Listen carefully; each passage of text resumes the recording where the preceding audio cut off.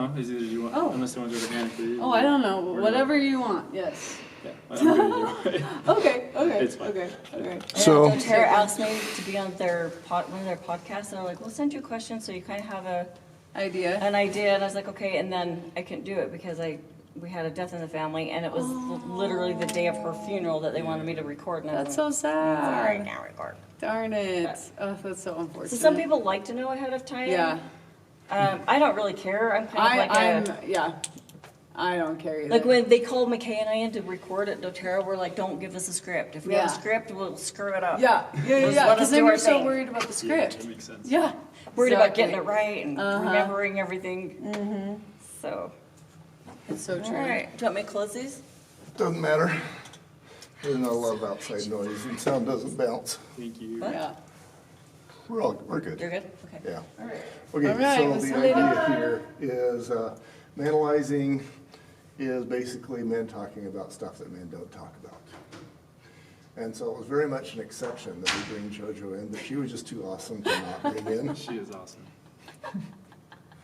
And so when I did that interview, I focused it on how, because I'm going to say this is a man podcast, but it's kind of not. It's focused on men, but I really think that it's going to be the women that say, hey, husband, you need to listen to this.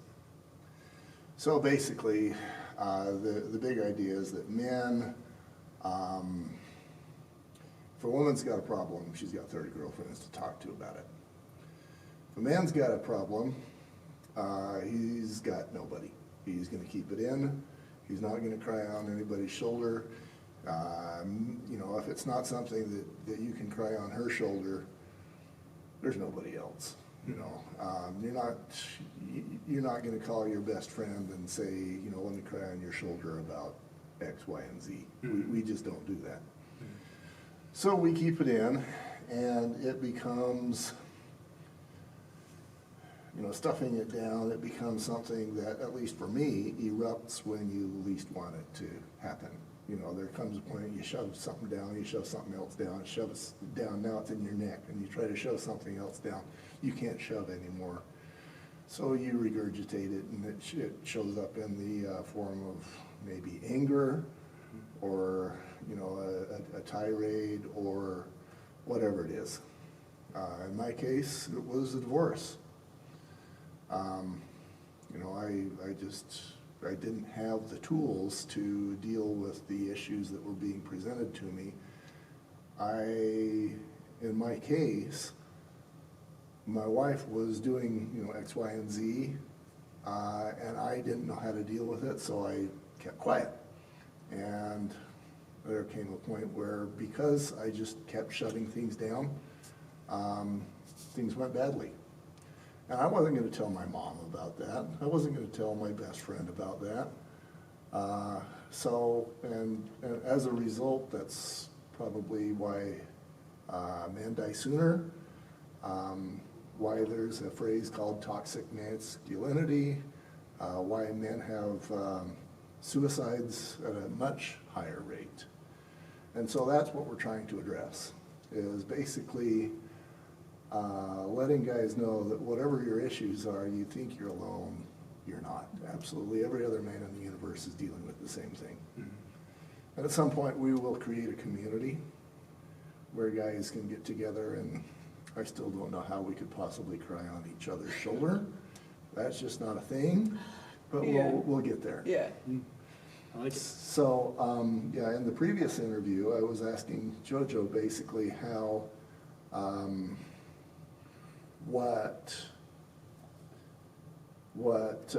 don't remember how I even phrased the question, but what you wished he knew about your disease, kind of a thing. And obviously it's not about you and him specifically, it's about the next 1 million people that get cancer. What thing do you think every woman wished that he knew about you, so that he, because this is about him. Yeah. Even though even the cancer is you, this podcast is about him. Yeah, yeah. So the idea is to make him better prepared, better able to be and do what he needs to do so that he can take care of him and he can take care of you. Right, right. Yeah, how do we take care of each other by addressing the individual needs of him emotionally, me physically, and vice versa, yeah. And I'm gonna turn my phone off, or at least mute it. Oh, you're fine. You got it. There was a time when we were getting this weird static, and it turned out that it was because probably me, I was getting texts. Oh, that's funny. So it's just bugging that thing up. Yeah, Gotcha. test. So I am the top side, and And you we're the audio guys track are bottom? both the bottom. Hello, hello, hello. Mic check, See? 1, 2. Okay, So you you do kinda have your to be a thing little bit again. Hello, hello. Mic check. That's looking pretty good. Good. And I can, And I'm always loud. Jordan does. She's a public speaker. She's very good at I'm very good at projecting Yeah, projecting. my voice. Yeah, Just kidding. I didn't know you were a public speaker. No, I took a public speaking class at BYU and I got an A. Well, Awesome. And that's all I know and care about. So, No, I'm just kidding. Didn't you do something at work? Oh no, of course I do. Presentation? I just was teasing about Oh, like got it. public speaker. Yeah. so Yeah, it's Riley, I've done right? public Riley. speaking classes. Yeah, let's Yeah. have you talk some more. What do you want? Let me just say something. What should I say? Tell me, Just say, I tell me am- Peter Piper picked a peck Yeah, of pickled there you go. peppers. Peter Piper picked. Oh, actually, should Jar you of and I pickled trade peppers. because you're taller and then you won't have to lean in like this? You know what I'm saying? Here, trade me Or- seats. Trade me seats. Or Just we it. can, Here, okay, just do this. Yeah, this is easiest.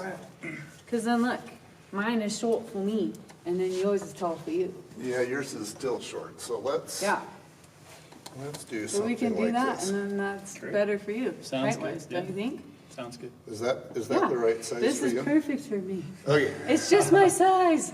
Yeah, is there any podcast etiquette, like things we should watch out for? not really. Okay, cool. So yes, there is. Keep your face about the same distance from the microphone. Okay. I mean, if you start off 2 inches away, stay there. Got it. Yeah. So probably where you are, just Just start stay talking. Yeah. Is this okay? Be quiet. Okay, let me see if you're track 1 or 2 here. I had to improvise. No, that's Go fine. ahead and say, Mic check, 1, 2. Mic check. okay, and do that again. Mic check. Mic check, 1, 2. Mic check. Wait, do it towards the mic though. You were doing it towards his face, do it towards the mic. Mic check. Well, that was louder. Mic check, 1, 2. Mic check. Okay, and again, Mic check, 1, 2. Mic check. and come on. It doesn't want to turn that off. All right, well, we'll just go with it. So, let's see, I am recording you separately. One more time. Mic check, 1, 2. Okay, you are line 2, and I'm recording you here as well as here. So if we do have level problems, I can fix that. Okay, Cool. okay, Okay. yeah. Good deal. Anything else he should know? Nope. I like to have you come in fresh, knowing, Yeah, yeah. just the general concept I think was good for him Yeah, to like. knowing the you know. general concept. So Yeah. Yeah. I'm gonna try to ask you questions that are as uncomfortable as I can think of. And know that this is not about you guys. I'm asking for as much vulnerability as you're willing to do. Not because I want to ruin your marriage, but because I want to give answers to hopefully the other million people who are Yeah. listening to this. Yeah. No, I've had Yeah. other trauma, and I know about everything you're talking about. Mhm. All the things you preface in the opener, I can speak to all of that. Mhm. Okay, maybe we should go there. How much time, I'm gonna have you guys answer this one for me, should we spend on other trauma versus this? I don't know. It's I up to you. mean- Just my story is, I have had a few. I had my best friend die when I was 20. Yeah. And just had some relationship issues with family, and then this. So, just all that I stuff would and probably, things. I would probably stick to maybe your friend, and then maybe us, because I feel like that would probably be, That's because good. that's a lot. A public podcast, they could say Yeah. things about family. I was gonna and say, things I'd like that. probably be a little bit careful with the family thing, just, Yeah, I've found, yes. guys that are talking Yes. about their existing marriage. He doesn't, there's one that Pele Tautu, I don't know if you know Oh, those guys. no, McKay no. Tautu. no. He did what I thought was a great interview, and all he really said at one point was, if you think your life is hard, mine's hard. And she was so offended. Wow. See, I'm okay if we talk about our stuff. Just want to make sure that, like, with our family, like with your dad or with, like, We'll keep that. Yeah. And I do, I have a family history of anxiety and depression a little bit, so pretty well versed. I think if I get too emotional, I'd love to, if I want to not put something out, hopefully. Yeah, we can, what I'll do is I'll put it out but not let anybody know, and you can listen and just say, okay, take out from 335 to 402. I don't think we'll need to, but just sometimes if I get going, might say something that I we can do Yeah, it. that way. yeah. But he can, like you said, he can just have you listen I to love it, and then you can, That's like, great. That's yeah, great. yeah. I think we can do it organically, and it'll all be great. Yeah. Okay, that looks good. And that looks good. Good. All right, let's get started. Welcome to Manalizing, where men talk about and women talk about stuff that men don't talk about.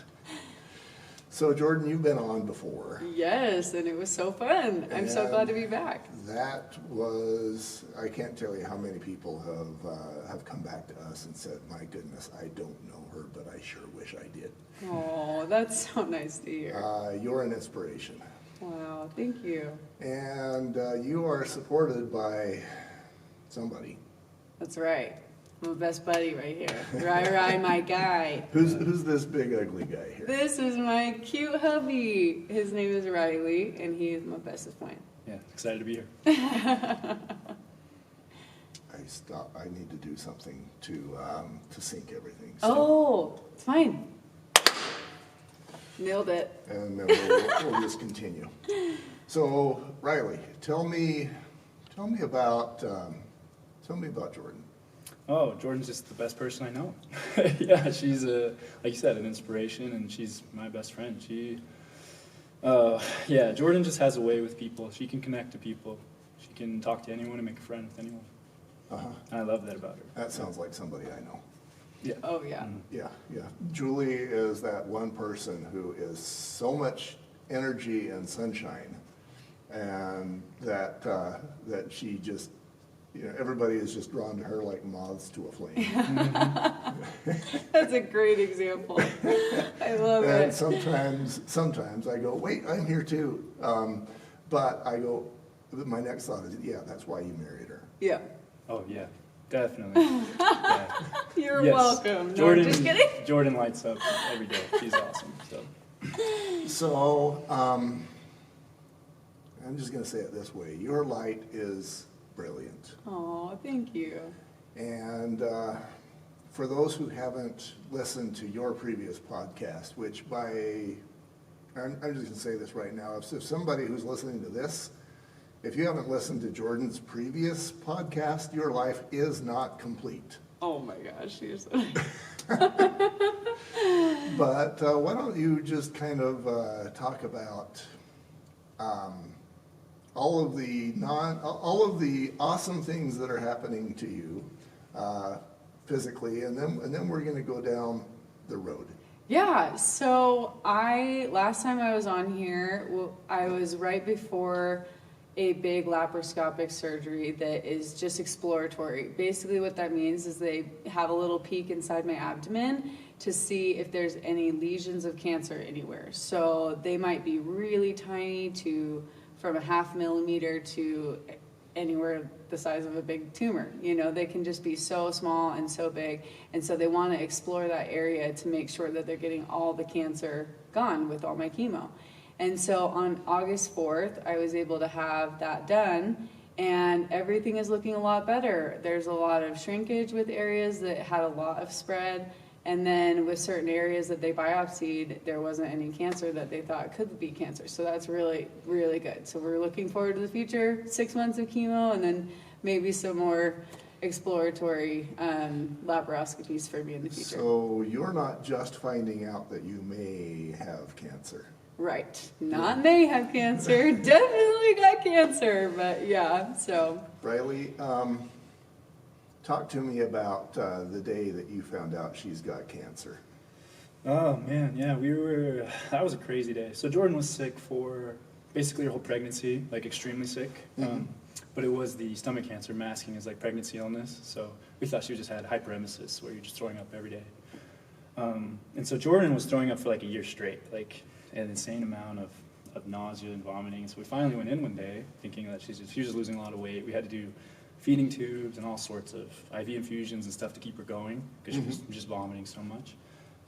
But basically we showed up at the hospital, and that was just, I can still remember the day vividly, but it was a hurricane, you know, it was pretty crushing, heavy. I don't know how else to describe it. Let's put you in the doctor's office, and the doctor, how did he word that?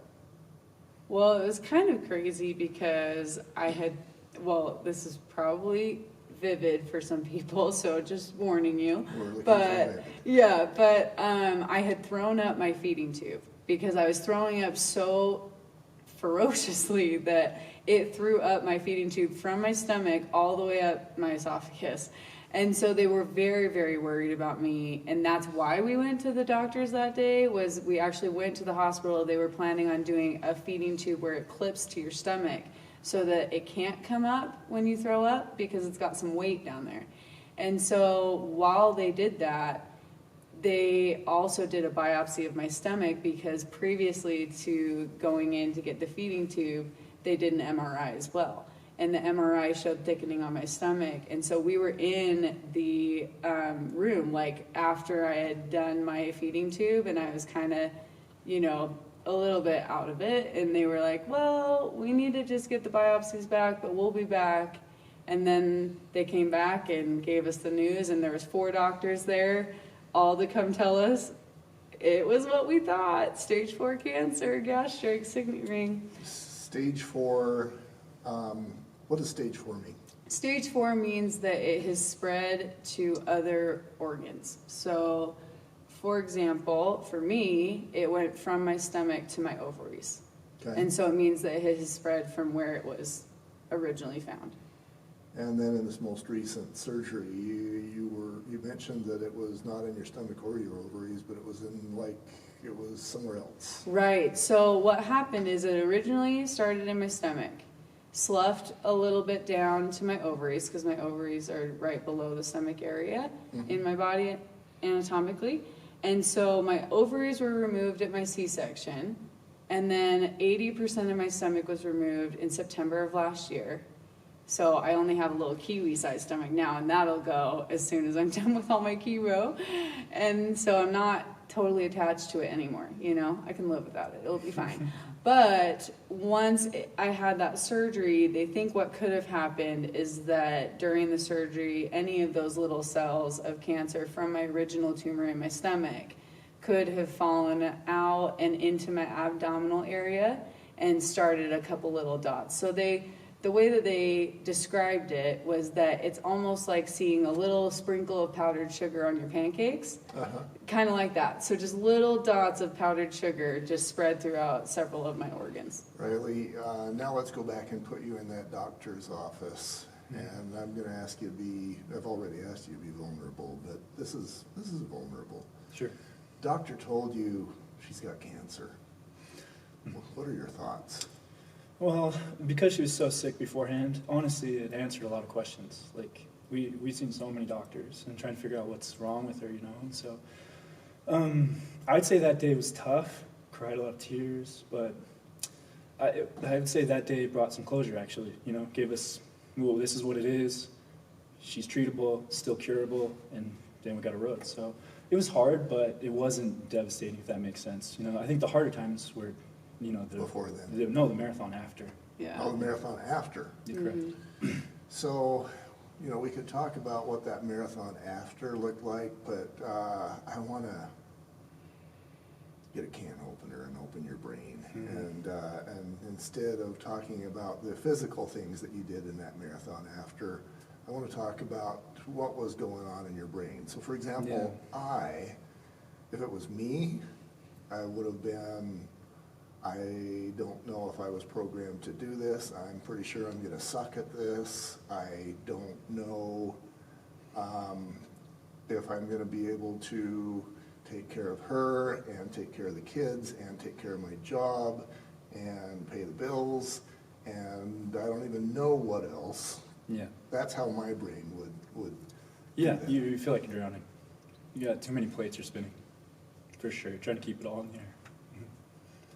And Jordan, yeah, like she, going back to that day and the emotions I felt, we had a lot of other things too. I was becoming a new dad, you know, his first baby. We're wondering if we could keep him, you know, so